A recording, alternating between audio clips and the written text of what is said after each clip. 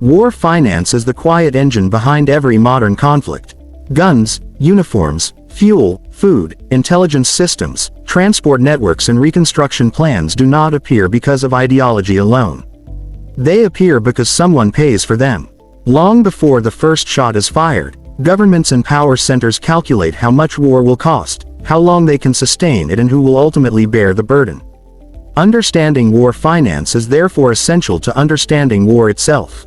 At its core, war finance is the set of methods a state or group uses to mobilize resources for armed conflict. These methods include taxation, borrowing, money creation, asset seizure, foreign aid, and control of strategic commodities. Each method has economic, political, and moral consequences that extend far beyond the battlefield. War finance reshapes societies, redistributes wealth, and often leaves scars that last generations. Historically, wars were limited by the ability of rulers to extract resources from their populations.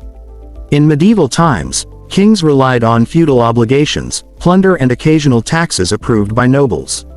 Wars were seasonal and relatively short because prolonged campaigns exhausted treasuries and provoked rebellion.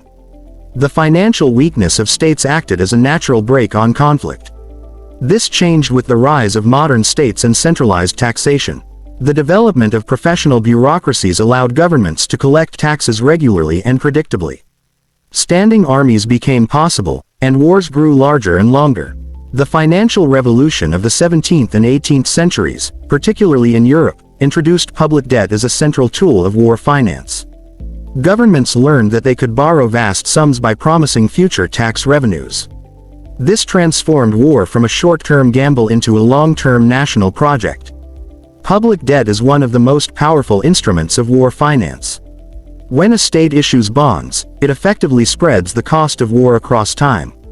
Citizens and institutions lend money to the government with the expectation of repayment plus interest. This allows wars to be fought immediately while the economic pain is postponed. However, debt is never free. Interest payments can burden future budgets, limit social spending, and create dependence on financial markets. The relationship between war and debt is symbiotic. Wars increase debt, and debt makes future wars easier to finance. In many historical cases, states that developed deep and trusted bond markets gained a military advantage. Investors were willing to fund wars because they believed the state would survive and repay its obligations. Military success reinforced this belief, creating a feedback loop between finance and power. Taxation remains the most direct and politically sensitive form of war finance. Governments may raise existing taxes or introduce new ones during wartime. Income taxes, consumption taxes, and special war levies have all been used to fund military expenditures. Taxation has the advantage of avoiding debt accumulation, but it can provoke public resistance. High taxes may reduce consumption, slow economic growth, and increase inequality if poorly designed. Many governments attempt to frame wartime taxation as a patriotic duty. Propaganda emphasizes shared sacrifice and national survival. Yet the distribution of tax burdens often tells a different story. Wealthy individuals and corporations frequently find ways to minimize their contributions, while middle and lower income groups bear a disproportionate share. This imbalance can fuel social unrest and undermine the legitimacy of the war effort. Another major tool of war finance is monetary expansion. When governments lack sufficient tax revenue or borrowing capacity, they may resort to printing money. This can take the form of direct money creation or indirect measures such as forcing central banks to purchase government debt. While this approach provides immediate funds, it carries the risk of inflation. Inflation acts as a hidden tax. As prices rise, the purchasing power of wages and savings declines. Debtors benefit while creditors lose. In wartime, inflation can erode civilian living standards and distort economic decision-making. In extreme cases, such as hyperinflation, it can destroy the monetary system entirely.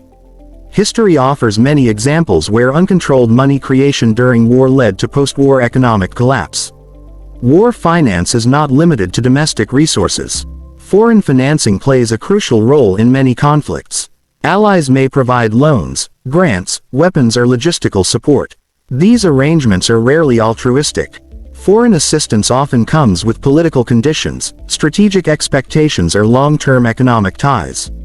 Dependence on external financing can compromise sovereignty and shape post-war alignments.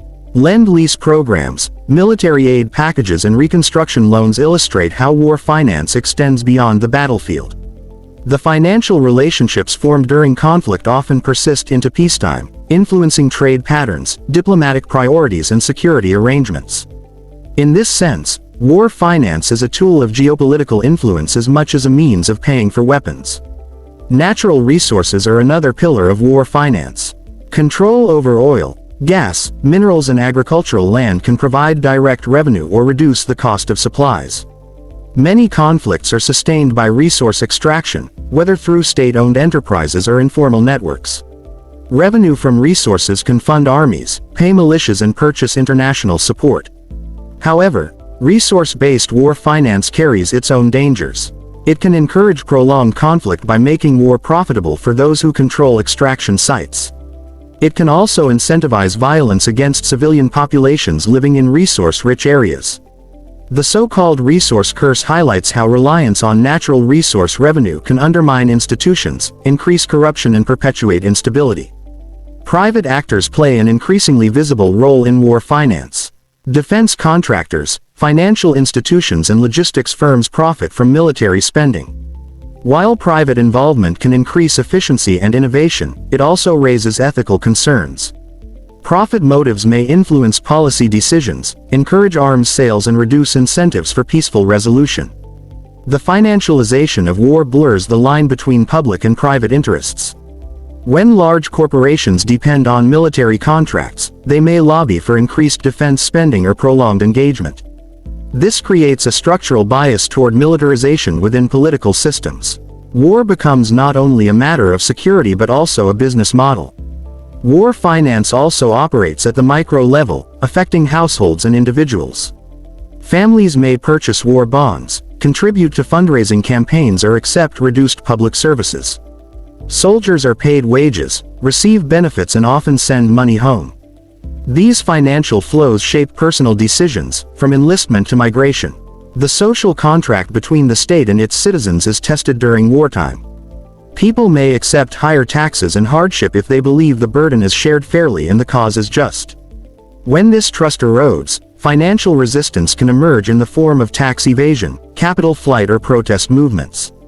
Thus, the success of war finance depends not only on technical mechanisms but also on social cohesion.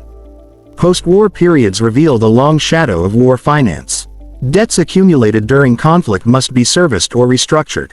Inflationary pressures may persist. Infrastructure damage requires massive investment. Governments face difficult choices between austerity, growth-oriented policies and social welfare. The way a war is financed often determines how a society recovers or struggles afterward. In some cases, war finance accelerates state building. The need to collect taxes, manage debt and coordinate resources can strengthen institutions. In other cases, it leads to fragmentation, corruption and long-term economic weakness. Outcomes depend on governance quality, accountability and the inclusiveness of financial policies. Modern warfare introduces new dimensions to war finance. Cyber operations, surveillance systems and advanced technologies require specialized investment. Research and development costs are high, and the benefits are uncertain. Financing innovation adds another layer of complexity, as governments must balance military advantage against opportunity costs in civilian sectors such as education and health. Economic sanctions have become a prominent tool related to war finance. By restricting access to financial markets, trade and reserves, states attempt to weaken adversaries without direct military engagement. Sanctions aim to raise the cost of war by limiting financing options. Their effectiveness varies, and they often impose significant hardship on civilian populations. Sanctions also reshape global financial systems. States under pressure may seek alternative payment networks, trade partners or currencies. This can accelerate financial fragmentation and reduce the dominance of established systems. In this way, war finance interacts with the broader evolution of the global economy. Ethical questions surround every aspect of war finance. Who should pay for war? Who profits from it? Who bears the long-term costs? These questions are often obscured by technical language and complex institutions. Yet at their heart, they concern justice and responsibility. Financing war is not a neutral act. It reflects values, priorities and power structures. The idea that war can be cleanly financed without social consequences is an illusion. Every method of funding imposes trade-offs. Taxes reduce private consumption. Debt shifts burdens to the future. Inflation erodes savings. Resource extraction damages environments. Foreign aid creates dependencies. There is no painless option. Understanding war finance also challenges simplistic narratives about conflict. Wars are not only fought by soldiers but by accountants, bankers, factory workers and taxpayers. Economic decisions made far from the front lines shape the duration and intensity of violence.